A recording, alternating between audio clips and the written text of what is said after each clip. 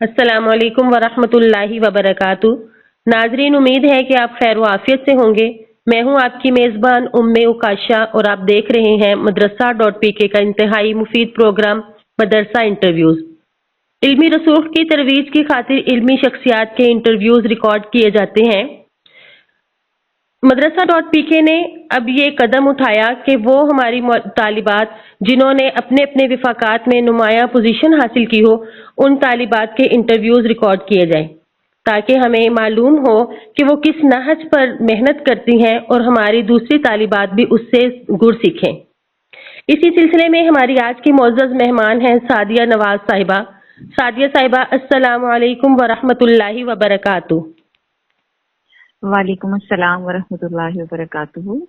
सबसे पहले तो हम आपके बहुत मशकूर हैं कि आपने अपने कीमती वक्त में से मदरसा डॉट पी के लिए वक्त निकाला। हम अपने इंटरव्यू की इब्तिदा आपके मुख्तसर तारुफ के जानने से करेंगे। आप हमें बताएं कि आपका आबाई इलाका कौन सा है और आपने इब्तदाई तालीम कहाँ से हासिल की। जी बहुत शुक्रिया। मैं आपका भी शुक्रिया अदा करना चाहूँगी कि आपने मुझे ये मौका फराहम किया। मेरा नाम सादिया नवाज है और मेरा बेसिकली अगर देखा जाए तो ताल्लुक गुजरांवाला से है, पंजाब के शहर गुजरांवाला से। और जब मेरी पैदाइश हुई, पैदाइश के बाद ही मेरे वालिद साहब कराची हिजरत कर गए जरिया माश के सिलसिले में। माशाल्लाह वहाँ बहुत अच्छा उनका बिजनेस चमका और फिर उसके बाद हम मतलब वहीं रिहाइश पजीर हो गए। तो मेरी सारी परवरिश और तमाम तालीम का सिलसिला जो है वो कराची ही का है। यहाँ तक कि हमारी जो कहते हैं कि किसी की ग्रोथ होना और उसकी तरबियत, वो सारी चीजें हमारी जो है वो कराची ही में नमो पाई। अच्छा, फिर ऐसा है कि जब मैंने मैट्रिक किया तो मेरा बिल्कुल बैकग्राउंड दीनी नहीं था और उस वक्त तक मुझे कॉलेज जाने का बहुत शौक था। तो मैं बेकरार थी कि मैं कब मैट्रिक करूंगी और उसके बाद मैं कॉलेज जाऊंगी। जैसे कि मतलब आमतौर पर लड़कियों को शौक होता है कि हम वो जिंदगी देखें कि जब हमें स्कूल की पाबंदियां नहीं मिलेंगी और फिर हम जो है वो वहाँ आजादी के साथ मतलब पढ़ेंगे। कुछ अट्रैक्शन थी मुझे इस तरह की भी। तो मेरी एक अजीज खाला थी, उन्होंने मुझे जो है वो ये कहा कि नहीं, आप जब मैट्रिक कर लेंगी तो आपको हम आलिमा के कोर्स में दाखिला करवाएंगे। तो वो जामिया हम्मादिया शाह फैसल कॉलोनी नंबर 2 में कराची में वाक़ है ये मदरसा। वो वहाँ उनकी बेटी पढ़ती थी, उन्होंने मुझे भी वहाँ मेरा दाखिला करवा दिया। मतलब मुझे इस चीज में कोई मतलब मैं तामुल नहीं करूंगी कि मेरी उस वक्त दिलचस्पी नहीं थी। लेकिन आप यकीन करें कि जब मैं पहले दिन गई हूँ और फिर बुध वाले दिन हमारा दाखिला हुआ है और हम जुमेरात को वापस आए हैं। उस वक्त जुम्मे की छुट्टी हुआ करती थी। जुमेरात को जब हमारे अस्बाक का इख्तिताम हुआ है तो हम वहाँ, चूंकि मदरसा हॉस्टल भी था तो हॉस्टल में हम रहे। पहली दफा जिंदगी में हम घर से दूर रहे। तो मैं जब घर आई हूँ तो मेरी तरजीहात ही बदल चुकी थी। मुझे टीवी नहीं देखना था, जबकि हमारे घर में डिश थी और बहुत मॉडर्न हमारा माहौल था घर का। तो मेरे बहन भाई बहुत मॉडर्न थे। फैशन डिजाइनिंग मेरे भाई ने इंटरनेशनल उस पे की लेवल पर, और इसके अलावा मतलब हर कोई अपनी अपनी जिंदगियों में मसरूफ था इस तरह। तो वो मेरा मजाक भी उड़ाते थे कि अब इसको हम जो है वो इसको किसी बहाने से हम इसकी तस्वीर खींचेंगे या इसको हम टीवी दिखाएंगे। तो मैंने बिल्कुल टीवी छोड़ा और मैं माशाल्लाह पढ़ाई की तरफ लग गई। तो कहने का मतलब ये है कि जामिया हम्मादिया से मेरा तालीमी सफर शुरू हुआ, दीनी तालीमी सफर।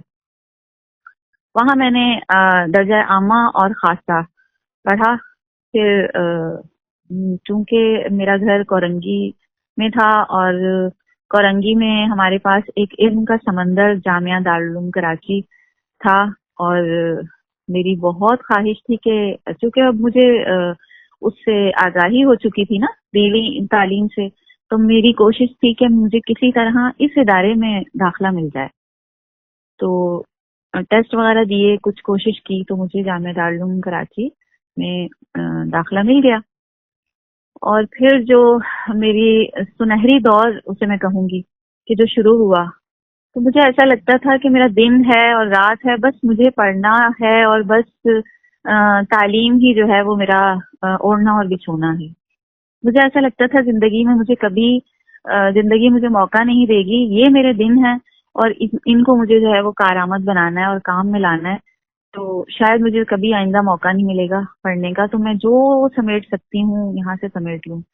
ایک عجیب جو ہے اس وقت ایک لگن تھی مجھے. میں ابھی بھی وہ دور یاد کرتی ہوں تو میں ان دنوں کی جو ہے وہ رنگینیوں میں کھو جاتی ہوں کہ وہ جامعہ دارالعلوم کراچی ہمارا اتنا حسین ہمارا مدرسہ اور اتنے قابل ہمارے اساتذہ تھے, اور اللہ تعالیٰ نے ہمیں اتنے اچھے اچھے لوگوں سے ملوایا, اور انہوں نے پھر ہماری سمجھیں کہ اتنی ہماری ذہنی آبیاری کی کہ کیا کہنے تھے. وہ دور ایسا لگتا تھا کہ ہم جنت میں رہتے ہیں اور ہمارے ارد گرد جو ہے وہ جو ہمارے اساتذہ ہیں وہ فرشتے ہیں, اور ایک عجیب سما تھا. ماشاءاللہ. جی, اور آپ نے دورہ تو حدیث بھی اسی جامعہ سے کیا؟ جی بالکل, جامعہ دارالعلوم کراچی سے دورہ حدیث کیا. ہم سن 2000 کے فارغ ہیں, اور سن 2000 میں یہ ایسا تھا کہ ہمارا ایک 50 سالہ اجتماع ہوا تھا جامعہ دارالعلوم کراچی کا, جس میں انہوں نے گزشتہ 50 سالوں کی یعنی گولڈن جوبلی انہوں نے کی تھی. گزشتہ 50 سالوں کے جو جتنے بھی ان کے فاضل اور علماء حضرات تھے جو دنیا کے کونے کونے میں مختلف دین کی خدمات سر انجام دے رہے تھے, تو ان کو بلایا گیا تھا. اور یہ ہماری خوش نصیبی تھی کہ ان کو جس وقت بلایا گیا ہے اسی وقت میں ہماری بھی دستار بندی ہو رہی تھی. تو ایک گرینڈ فنکشن جسے ہم کہہ سکتے ہیں کہ ایک بڑا عظیم الشان اجتماع تھا اور ہماری دستار بندی تھی, اور وہ مستقل 3 دن تک چلتا رہا, صبح و شام وہ پروگرام. تو یہ ہماری مطلب یادداشت, ایک حسین یادداشت مطلب ثابت ہوئی. ماشاءاللہ اس کے ماشاءاللہ. بعد اس کے بعد ایسا ہوا کہ فوراً ہی میری شادی ہو گئی تھی. یعنی اس کے تقریباً جیسے ہی ہمارا دورہ بھی کمپلیٹ ہوا ہے, دستار بندی ہوئی ہے اور ہماری شادی ہو گئی 2 مہینے بعد ہی. ہمارا جب دورہ حدیث کا رزلٹ آیا ہے, اور اس سے 1 دن پہلے بس میری شادی, یعنی اس کے 1 دن بعد میری شادی تھی اور 1 دن پہلے رزلٹ آیا. تو جامعہ دارالعلوم والے بہت انعام اور اکرام سے نوازتے تھے جو ان کے پوزیشن ہولڈر طلباء و طالبات ہوتے تھے. تو مجھے بہت زیادہ انعام و اکرام انہوں نے دیا, اور جس وقت میرا نکاح ہو رہا تھا اس وقت میں مجھے وہ انعام دیا گیا, کیش جو مجھے انہوں نے جب عنایت فرمایا تھا مدرسے والوں نے. اور میں اپنے ان اساتذہ کو بالکل نہیں بھولوں گی, بلکہ ان کی رہنمائی قدم قدم پہ میرے ساتھ رہی, اور آج تک الحمدللہ ان کی رہنمائی میرے ساتھ ہے. میرے اساتذہ میں مفتی رفیع عثمانی صاحب, مفتی تقی عثمانی صاحب, مفتی رفیع عثمانی صاحب کے ایک ہی بیٹے ہیں مولانا زبیر اشرف عثمانی صاحب, وہ میرے اساتذہ میں شامل ہیں. مولانا راحت علی ہاشمی صاحب, مفتی عبد المنان صاحب ماشاءاللہ جو ابھی جامعہ دارالعلوم میں دارالافتاء کے جو ہے وہ قدیم اساتذہ میں سے ہیں, اور ان کے فتاوا میں تو مطلب جو دارالعلوم کے فتاوا ہیں وہ ان کے دستخط کے بغیر اور ان کی مہر کے بغیر نامکمل رہتے ہیں. تو میں ان کی بہت چہیتی شاگرد تھی, اور زندگی کے بہت سے معاملات میں ان کی رہنمائی مجھے رہی, شادی کے بعد بھی, بچوں کے حوالے سے بھی, آگے تعلیم و تربیت کے حوالے سے.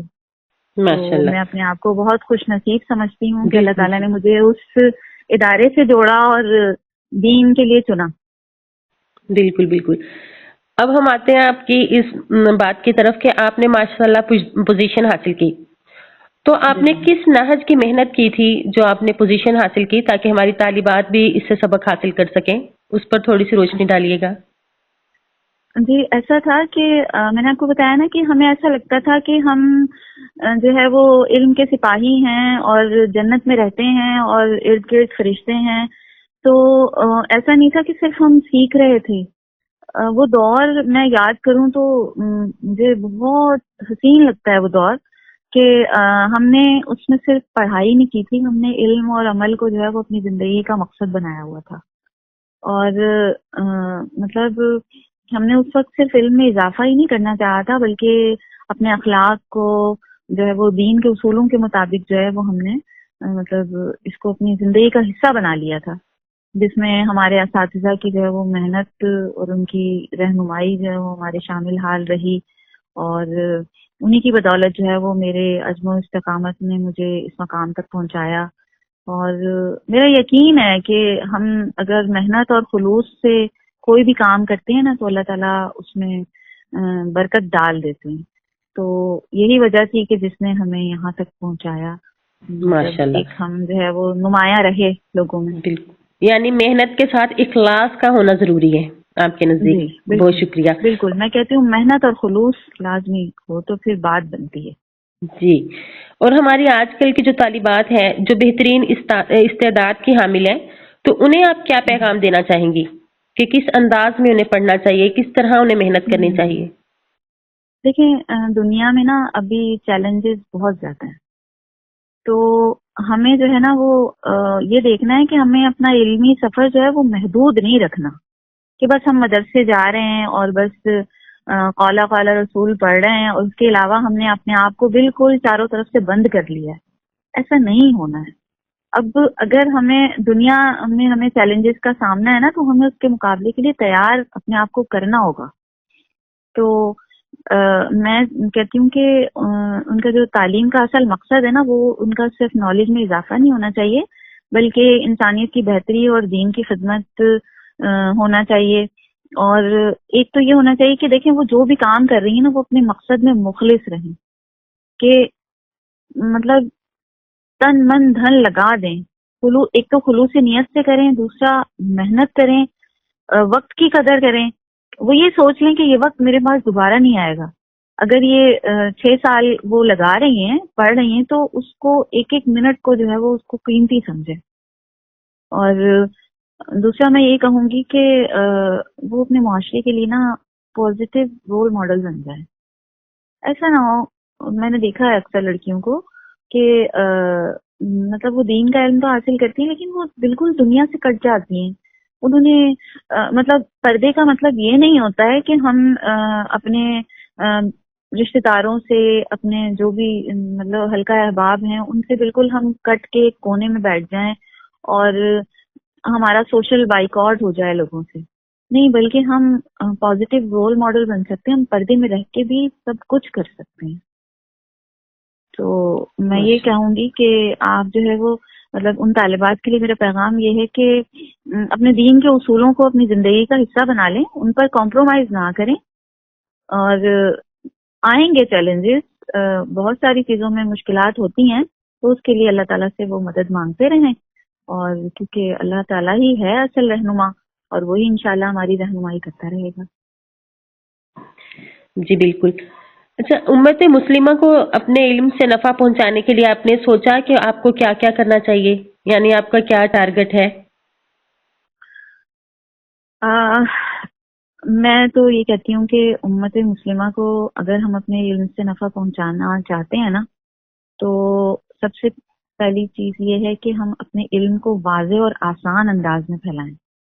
ہم وہ صرف اور نحو کے قواعد نہ بتانے لگ جائیں اور دین کو مشکل نہ بنا دے لوگوں کے لیے. ایسا انداز اپنائیں کہ ہر شخص آسانی سے آپ کی بات سمجھ لے، چاہے وہ تعلیم یافتہ بیک گراؤنڈ سے ہو یا نہ ہو. اور آسانیاں بانٹیں، آسانیاں پھیلائیں. دین آسان لوگ سمجھیں گے تو دین کی طرف آئیں گے. تو اور یہ ہے کہ تعلیم اور تربیت بھی ایک ساتھ ساتھ ہو. ایسا نہ ہو کہ بس آپ تعلیم تو دے رہے ہیں اور تربیت کی طرف آپ کی توجہ نہیں ہے، تو پھر مشکل ہو جائے گی عمل کرنا. مطلب ایک ایسا علم جس میں عمل کا فقدان ہو تو وہ ایسا علم تو تباہ کن نتائج لائے گا نا.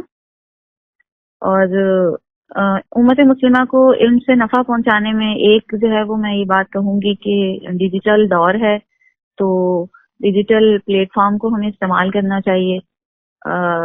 مدارس کے طلباء کو لوگ فور گرانٹیڈ لے لیتے ہیں اور وہ یہ سمجھتے ہیں کہ ان کو تو دنیا کا کوئی علم نہیں ہے.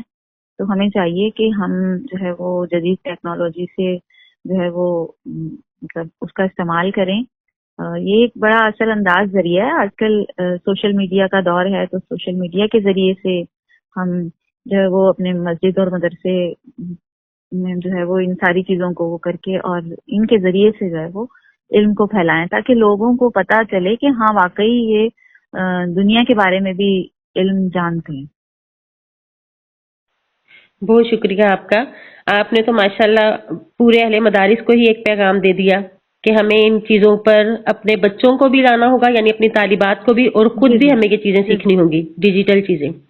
بہت جی جی شکریہ. بالکل بالکل. ناظرین، یہ تھی ہماری معزز مہمان سعدیہ نواز صاحبہ.